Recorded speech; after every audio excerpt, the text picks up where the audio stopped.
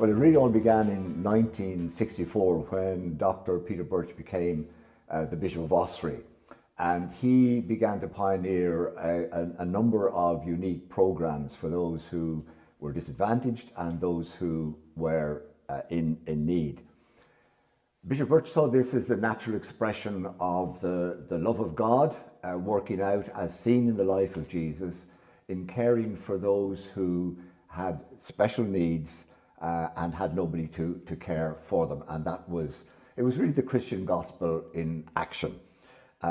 One of the concerns he had at that stage was for those who in those days would have been referred to as mentally handicapped, and he was concerned about them and about their parents and carers who had to look after them for 24/7. So in 1967 he brought together a rather large group of people from the community, and he set up the Kilkenny Association of Parents and Friends of Mentally Handicapped Children. And that was essentially to provide employment, to see about employment or to get people out into employment, and where that wasn't possible, to provide sheltered workshop.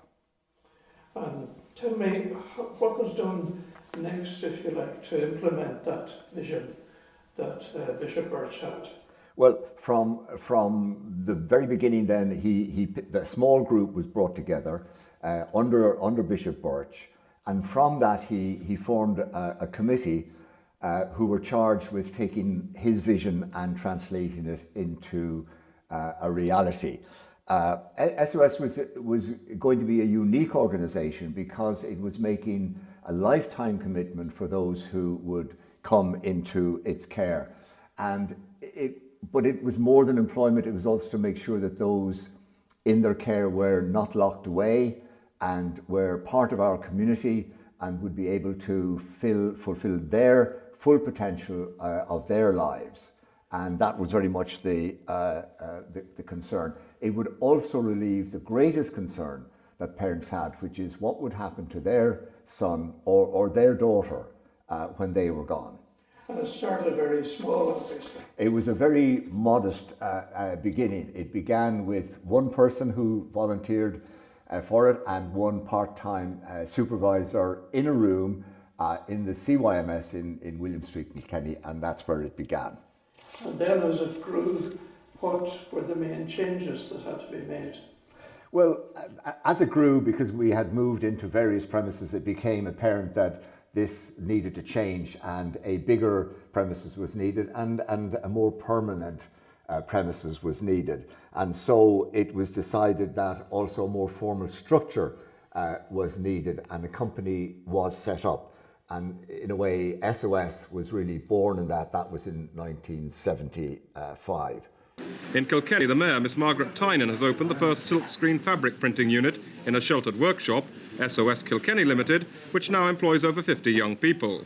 The opening coincided with an appeal by the workshop to all workers in Kilkenny to donate the proceeds of an hour's labour to enable it to expand and meet the growing needs of people who require sheltered employment.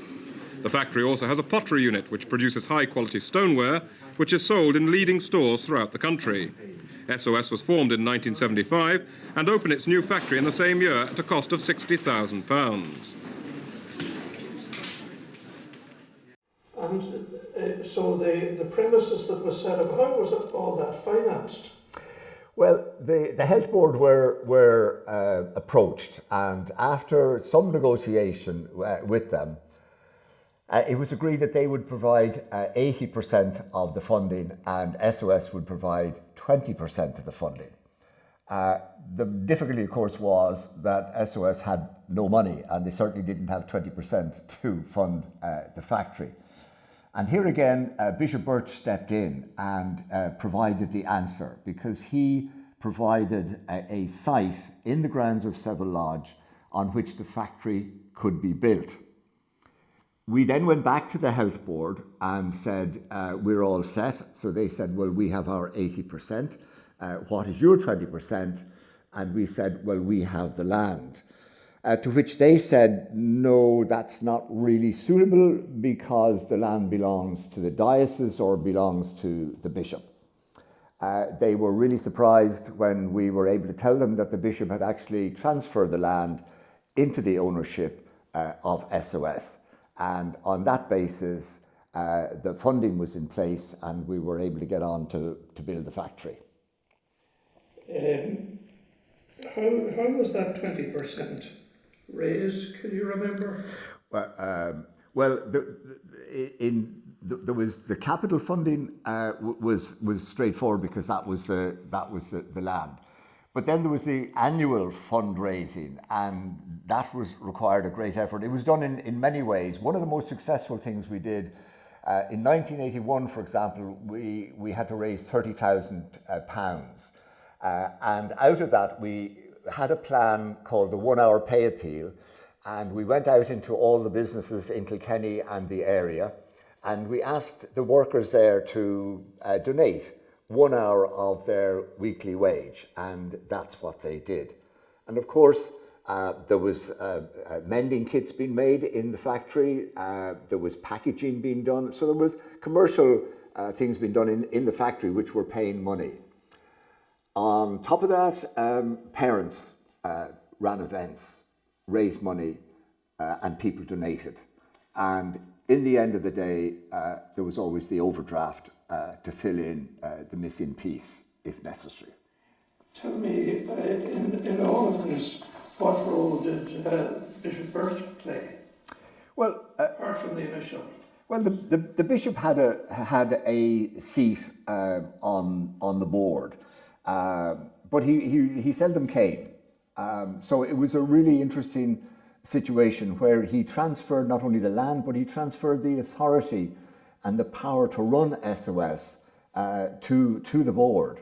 And he trusted them to carry on and to carry forward that ethos of loving and caring in a very particular way for those under their care. And that was his main role. He was always available. So if there was anything that you wanted some advice about, or if you needed his help with it, he was always there, and he also knew what was going on.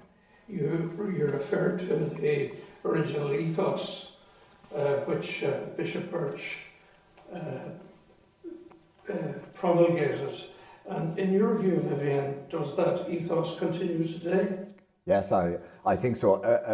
Bishop Birch was a wonderful man. He was very committed. He was very determined, and he saw all of this as the working out of what he wanted to do. He was a visionary. He was a very humble man. And he had this idea that if you waited until something was perfect, you would never do anything. So he was very much inclined to push on, even though you didn't have all that was necessary. He applied that to money. So being short of money was never anything that he thought should stop anything. He believed that if we were doing the right thing, the money would come. And it did. He came to see me one afternoon in High Street when we were very strapped for cash, and quietly said to me, "I've been left a house. It's worth £10,000.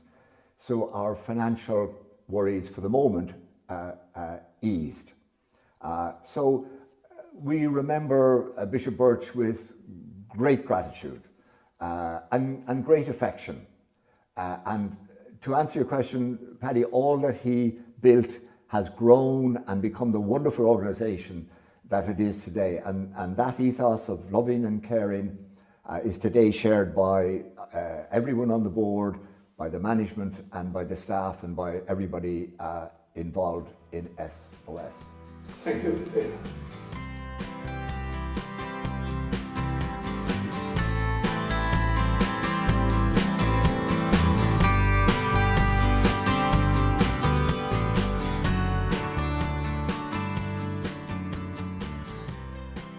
Well, as many years ago, since we started in it, and there was just a few of us here, and I really enjoyed it, because we'd have our hours working here, and then go home in the evenings and that, and it was a good few years ago since I was in here, then Surrey Horse, but a good few years. I did 3 years, yeah, in a house on my own. And I used to come down then in the mornings and go back in the evenings, but yeah, I did for a long time. I used to live on my own for years, as well as moving to other places. But I loved it all. What we went through, it was grand, you know, and the lads were lovely to work with here as well. And we had a good old time.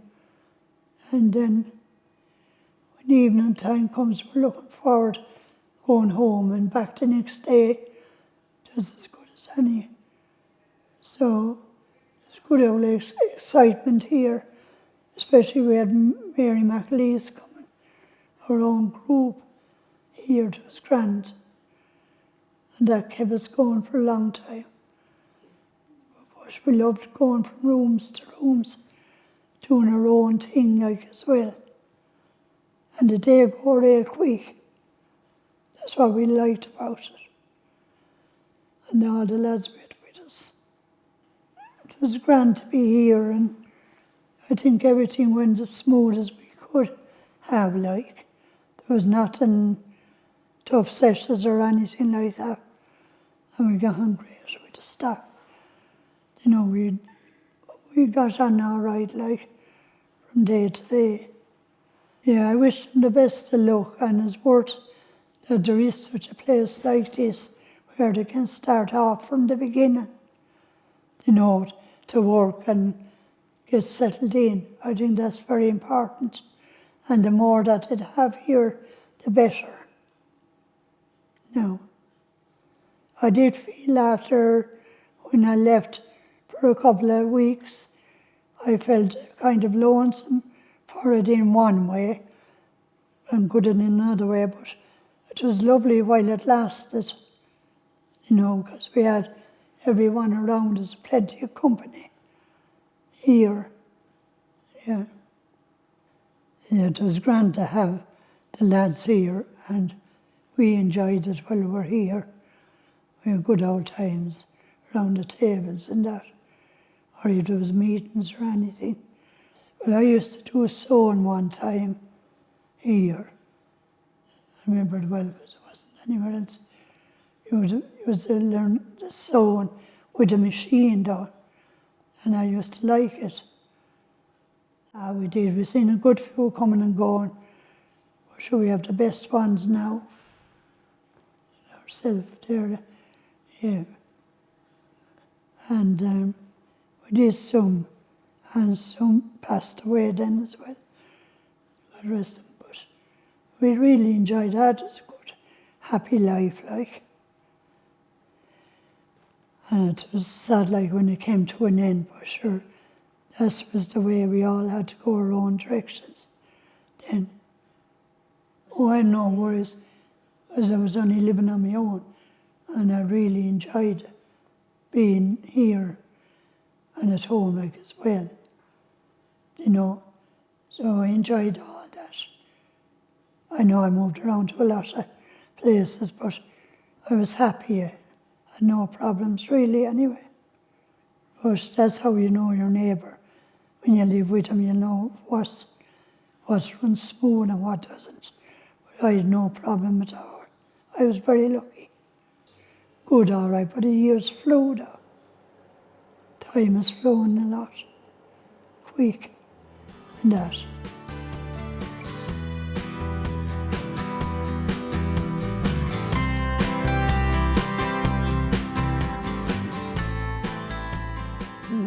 Hello, my name is John McKee, and I have been associated with SOS really from the very beginning. My sister Lucy was one of the first 5 in the original SOS. It was never SOS at this stage. It was not until 1975 that it became SOS as we know it now with the heart-shaped logo. But before that, about 1966-67, 5 parents got together and 5 children became the very basis of SOS. And those five were my sister Lucy McKee, Mary O'Dwyer,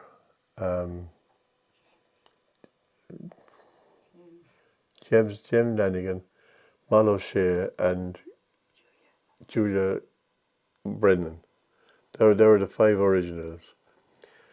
But by and they had their workshop in a lot of different places. The first one was CYMS Hall, and then the Methodist Church out near the opposite of that, beside the Region, and then sanatorium, the old sanatorium up on the Kells Road, and Sion House, the Bishop's house, and the design centre, but not in that order. There could have been any, and it wasn't until 1975, no, it was 1973. I think it was Des Landers, Jerry Kelly, and Risha Trey that joined the five to make it eight. But by the time 1975, those eight became SOS. And that's when it became SOS, as we know it now, with a heart-shaped logo in the middle. And my wife remembers the day that Father Paul Fitzgerald and Paddy McLeany came in with the design that had been designed up in the design centre. And how did it look? They wanted to know how it looked. So they were happy with it. But really, I've been involved with money, the making of money ever since for SOS. Different things like the 1 hour pay appeal in 1981, 83, 84, 85 we had a mini tops to the town. And it involved Ger Dooley, who was a retired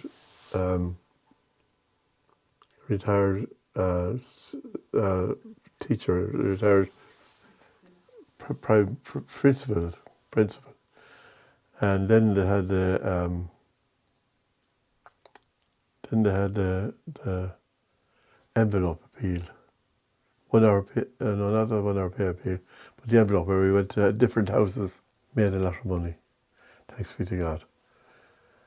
Because it wasn't, the HSE had no involvement with it then. But then Dermot Healy came along. And Dermot Healy was the originator of all the houses that we have at the moment. You know. Buildings on the site. Oh, the buildings. Oh yeah, he had a lot to do with the buildings too. To start up the buildings on the site, on the SOS site. He was very good because at that stage he was manager of the Offaly team. So he knew a lot of people who had money, who could help him, you know. And that envelope appeal lasted from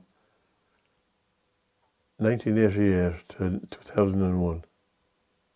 That was the last year we had it. And after that, I think the HSE took over, and we were told that we didn't have to collect any more money, make any more money for SOS. So I was quite happy with that because it took up a lot of time. But I enjoyed doing it because it was keeping SOS in people's minds, which needs to be done. As I said to Dermot Healy when he was that needs to be done. That it's keeping SOS in the news. That's what needs to be done. So then, by the time it was finished, Francis Coughlin was in charge of the SOS, and he was very good for the place. My mother died in 1993, and my sister was taken into be looked after by SOS. And I can tell you, she got the best of looking after. Best being looked after. We never had to worry about her. She didn't die until 2011.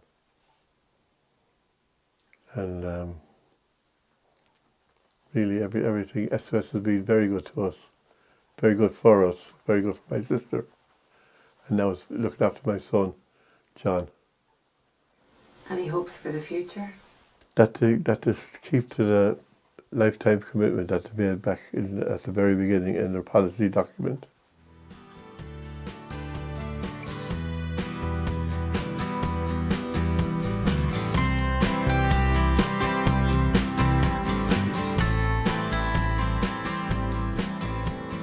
I started working in SOS in March of 1981, and when I came to work in SOS, the only buildings that were on the site here was where the sports hall is now, was our main building, and there was 4 different sections there at the time.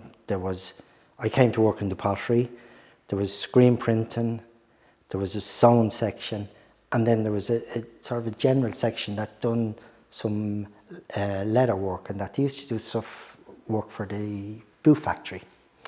But at the time there was seven staff, which would have included the manager at the time, and then there was 2 staff in the canteen. The canteen was where the pod is now, and that was a sort of a prefab wooden building, and there was 2 ladies who worked in the canteen, and there was probably about somewhere around maybe 50 people that we would have supported at that time in SOS.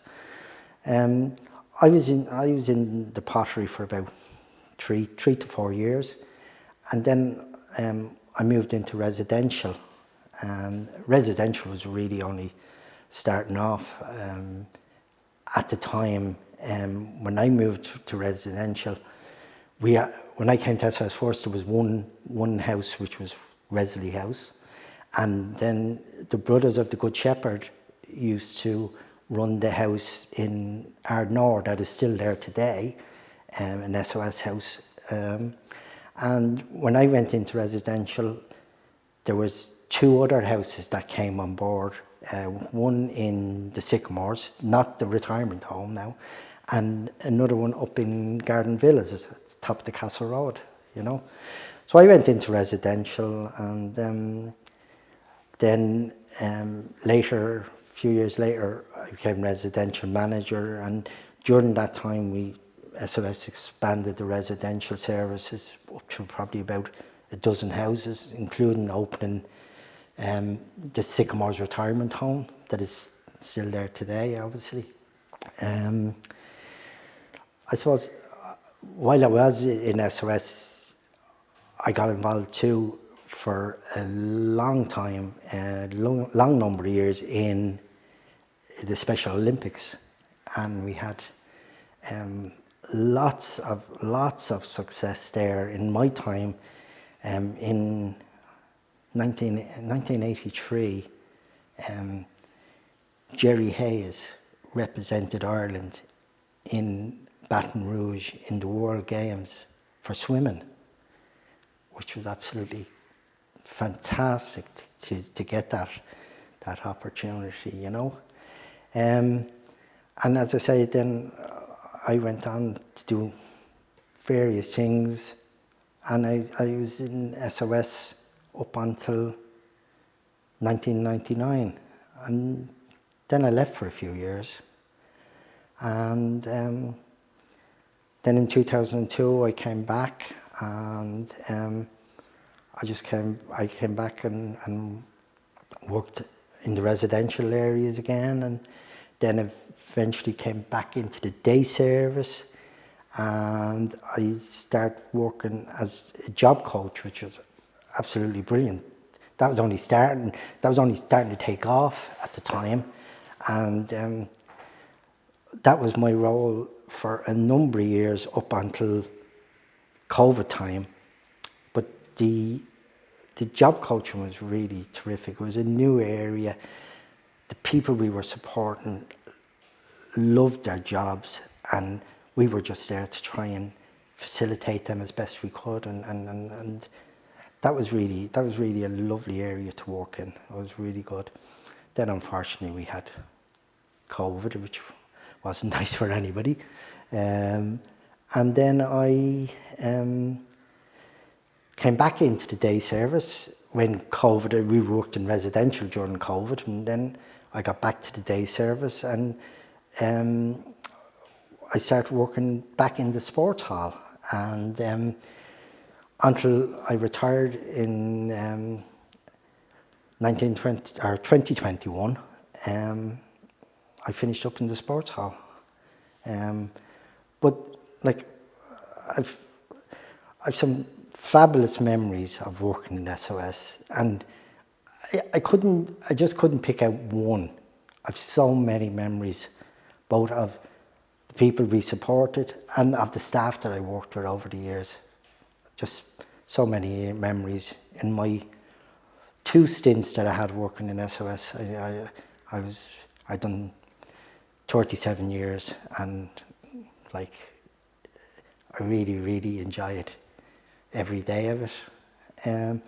I suppose if there's one thing I would hope that SOS will continue doing, and it is that they will always keep the person we support as number one, and do everything for that person to reach their full potential, whatever that full potential that the individual wants to achieve. Maybe a lot, maybe not so much, but I think once you keep that as our main focus, that's the main thing, I would think.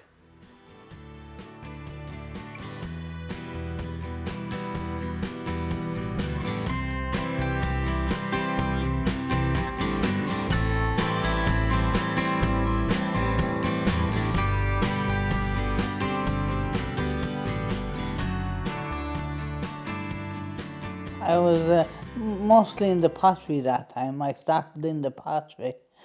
Yeah, sewing machine, yeah. I was on the sewing machine, and I was on that for a good while, yeah.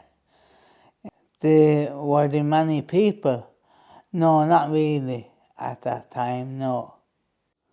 I did, I was in other houses, yeah, living there. I was in James's Green. Yeah, I was in a good few houses in SOS. It makes me feel good I'm still in SOS, yeah, yeah. The hopes for the future in SOS, I hope to be another 20 years. About being in a wheelchair, which I am at the moment. Yeah, they do, yeah. They feel like a family. They're nice people, yeah, yeah. I made a plaque for my brother and put on his grave, and yeah, and I made that in the SOS, and it's still on the grave now, yeah. Yeah, and then yeah, the staff were very good to me here, yeah, yeah. Yeah, my family were happy for me that I got in the SOS, yeah. My sister wanted me to go to SOS, and she said she said be happy, Mary, because you're roaming around the place. She said to me, you're roaming around the place. I go off and on my own and go different places. I used to do things I shouldn't do.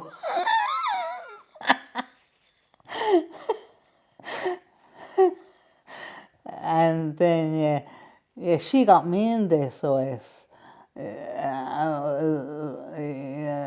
I was alive again, the SOS, and I'm very happy. Even today, I'm very happy to think about that I am in SOS. I have good times in SOS, but I'm semi-retired now, and I go up Monday and Friday all the time now. Good interview. Good, yeah. Send the bill to Francis Coughlin. Sent the bill to Francis Scotland for what? For your time. Oh yeah. Yeah, I'm sure he gave it to me.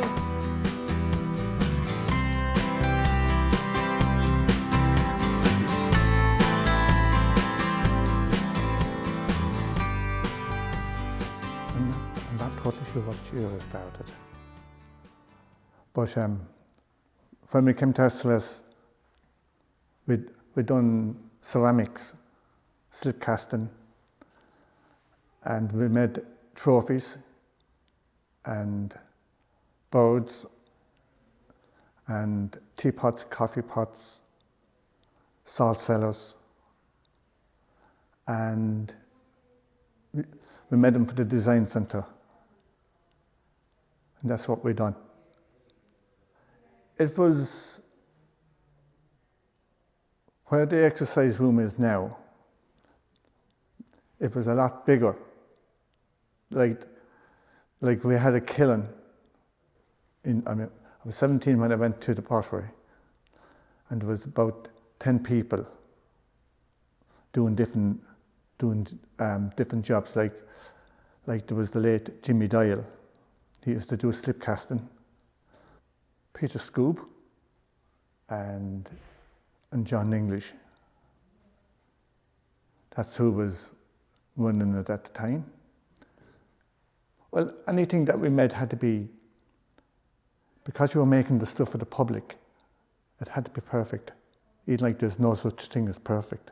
But when you're making teapots, coffee pots, it had to be perfect because you're making them for people outside. And then as the years went on, they started getting in the kick wheel, and then we got money from Europe to send people to different countries. Like they were going to send me to Germany, but because I couldn't speak the language, they sent me over to Wales. That's where we learned how to improve on your pottery skills, like making vases and things like that. Well, since photography came into it, it has taken off, and the radio next door. The thing I like doing is photography and learning how to mount a picture on the computer. I remember when I came back from doing the course in England, and I met a vase down below, and when I had the vase made, I could see the expression in his face. He couldn't believe. He was totally blown away. Well, the place we used to do pottery is gone, and most of the people that I knew are not with us anymore. So, I mean, unfortunately, things have to move on.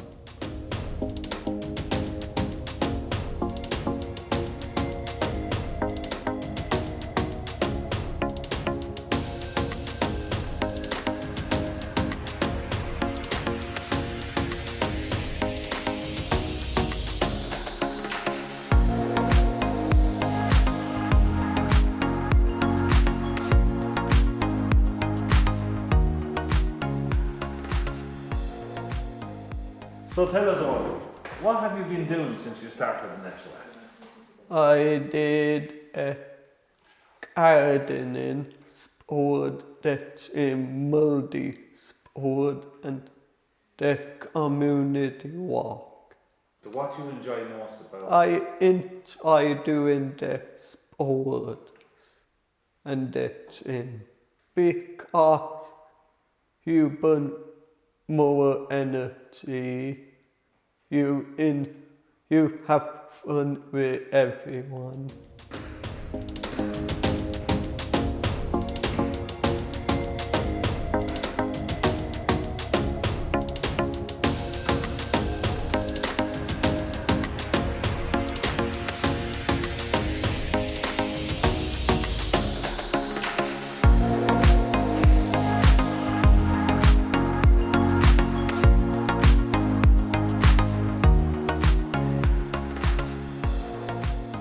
I'm on work placement Tuesday and Fridays. Well, on Friday I'm a receptionist until the holidays.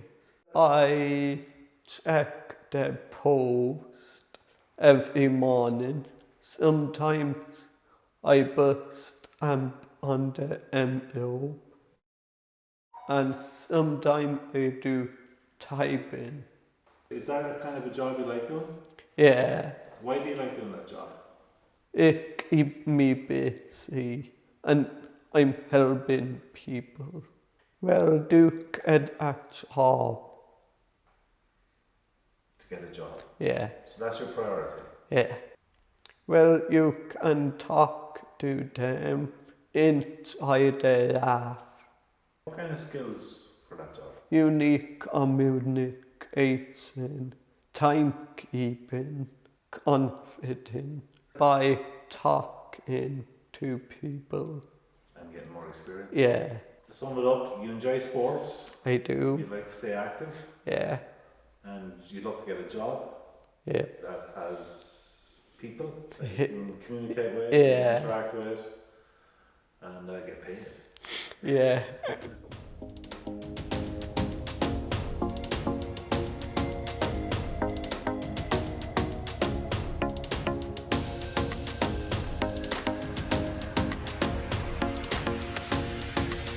You want to fill it up that room there, okay?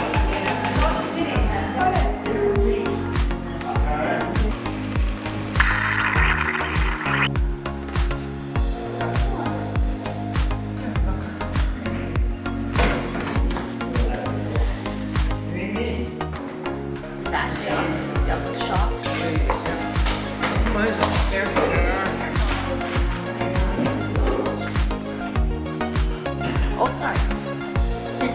You want to receipt with that? No, thank you. Okay.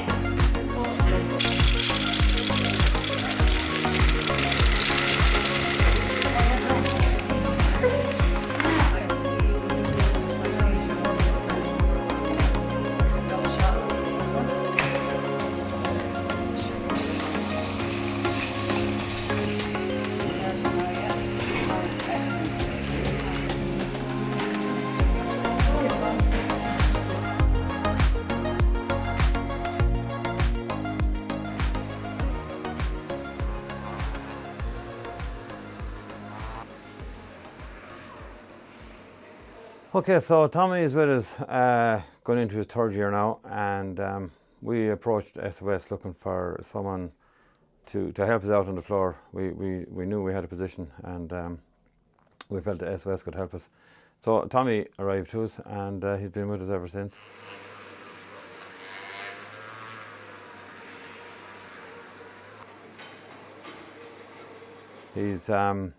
He does general work around the workshop and some cleaning and tidying, but he also does some polishing and steel and stuff. And when we get really busy, we take him on more of a full-time basis. So as of this week, he's with us 2 days a week. He brings great strength and fun and interest to the job, and we love having him here. And he's part of the workshop now, part of the team. So it's very important to us. Very important to us.